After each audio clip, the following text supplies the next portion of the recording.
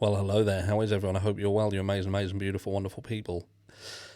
What a day. This is video 3 of 3, so keep your eyes peeled. Did you catch the lives this morning? If not, go and check them out.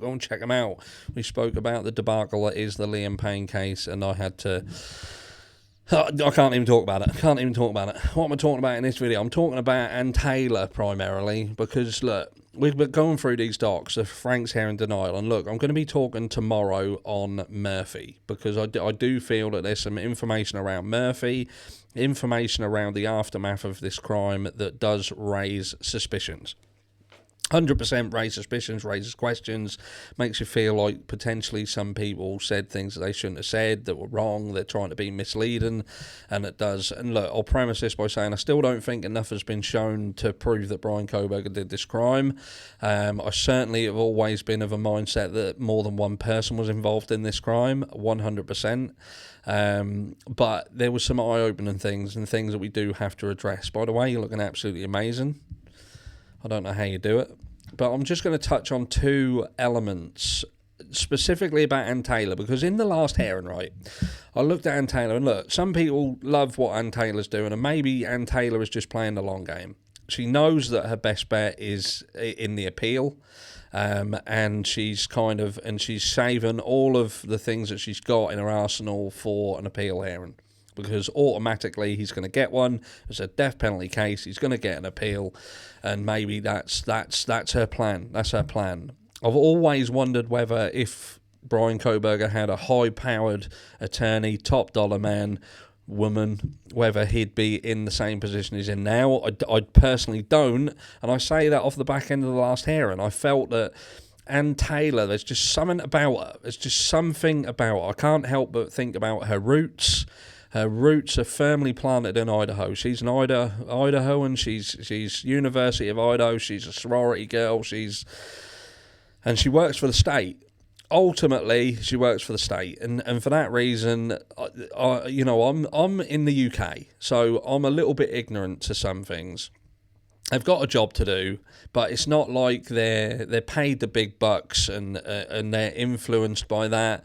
At the end of the day, she's an obligation. This is an obligation that she has to do well by her client. She has to do the best of her ability, but she works for the state, the very state that's trying to shoot the guy.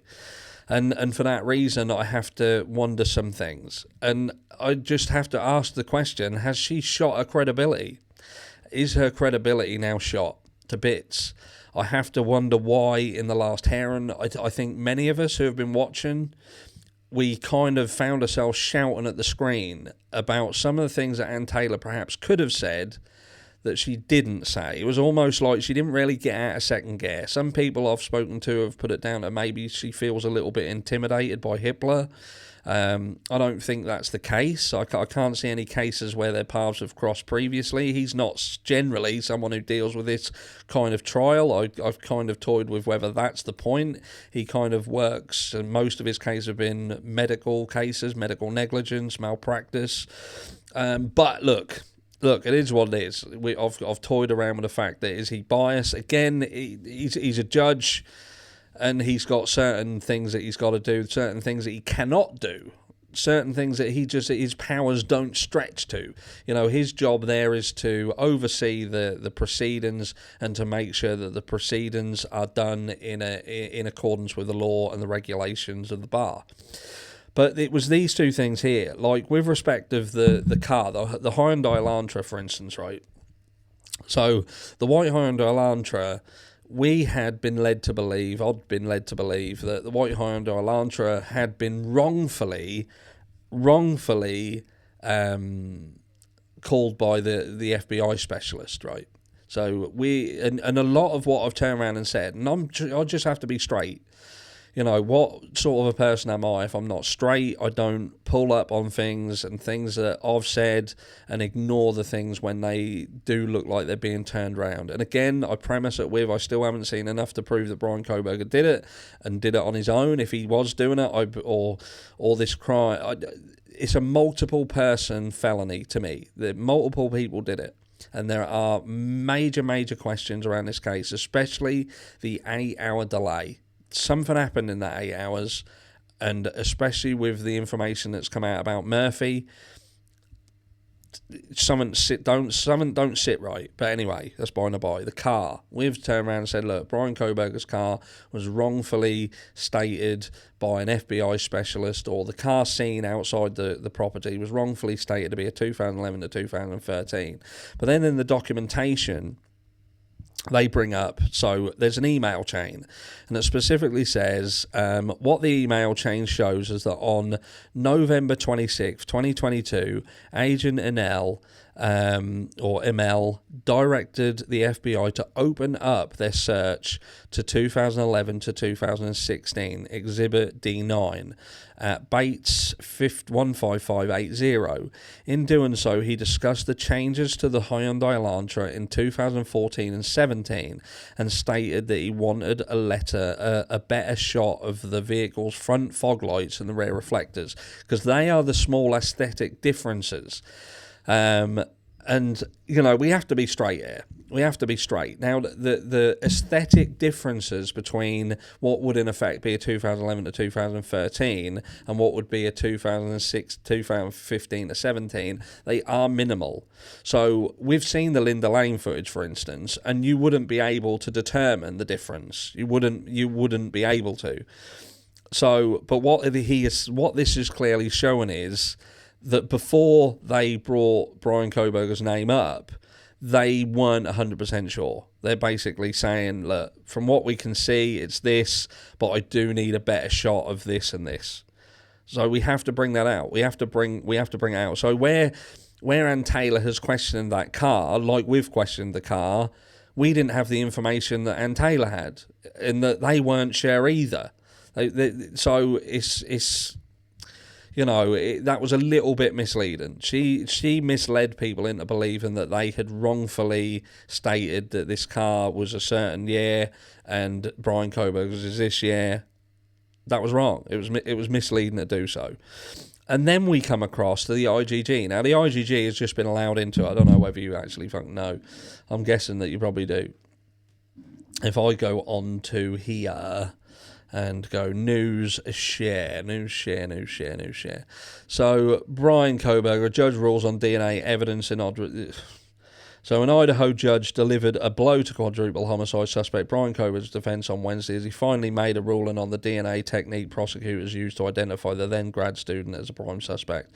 Idaho 4th District Judge Stephen Hippler has determined that the police did not violate Kohberger's constitutional rights, blah, blah, blah. So this is off the back end of that. I'm sure the majority of you will have remembered that. So there we have it. But then Anne Taylor, Anne Taylor told us, she stated that Offram Labs didn't find anything. You know, that's one of our big arguments. Well, we'll turn around and say, well, they tested it, it went through CODIS, didn't find anything, went to Offram, didn't find anything, and lo and behold, it now turns out that Offram did find something. So Anne Taylor, again, it would seem that she lied in open court, because he did. And they reached out had ISP reach out to one of the people that about it. You know, what with this Liam Payne situation, what with the Idaho 4, what with already having questions about Anne Taylor in the back of my mind and watching her in that last hearing, I just find it now of a mindset that Anne Taylor seems to have been purposefully deceitful in open court. So it then lead you to question some of the other things that she says. Because ultimately, she's got to do what she's got to do for her client. Her job, if you like, is to try and get Bryan Kohberger off. That's what her job, that's her functionality. To pick holes, pull holes, but there has been periods of time in this where, in my opinion, she just ain't been firing on all cylinders or has appeared to be operating in a certain way. But these two pieces of information that she had, which have pretty much been one of the major foundations where we've been able to come forward and say the car weren't his, and the DNA is questionable because it didn't find anything, then it grows in size, then all of a sudden they find something when it looks like even Offram had found something and she made out that nothing had been found. You know, now we can question everything else until the cows come home, but and question about the DNA, and it is still questionable. My point is, why did she feel the need to lie and say that Othram didn't find anything when she had the information that Othram did find something? That just don't look good. That just don't sit right. There are enough other questions and other issues to bring to the forefront and raise, which I feel that she failed to do in the last hearing. There was other avenues to venture down, to pull apart, lots of other things. But for her to be caught on these little white lies, it's damaging. It's truly damaging. And if that's shown in the trial, that what she has done has been to try and deceive people and ignore things, then what are the jury going to think? Because this has hurt my opinion of her. Let me know down below what you think, and I'll catch you all later on. No, tomorrow. Yeah, love you all. Mwah.